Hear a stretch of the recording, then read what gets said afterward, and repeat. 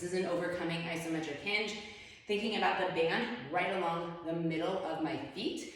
I'm gonna think about stepping on the band and soft knees, weight over my midfoot as I send the booty back and hinge down to grab my band.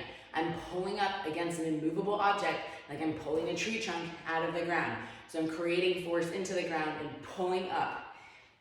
In this position, I want to keep the chest open and the booty open. So I'm not dipping into that anterior tilt. We do not want to feel this in the low back. My gaze is forward and think about pulling up, keeping the booty open, weight over the midfoot and equally distributed over my left and right sides. As you exhale, breathing the ribs back. I'm pulling up on the band, pushing into the ground through the midfoot and staying heavy in my heel.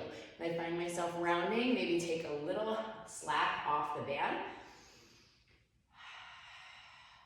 Keeping the sternum up, the chest open, feeling that work happening in your quads, in your hamstrings. Okay, we want to make sure we're not in that anterior tilt or too tucked under. So you can even do a little bit of a tuck, untuck here to feel those proximal hamstrings and find kind of that middle ground.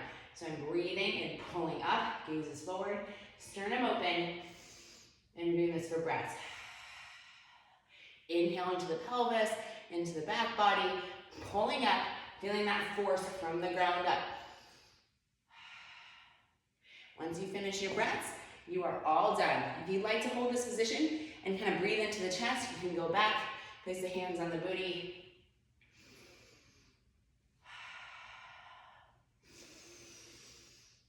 Breathing into the sternum.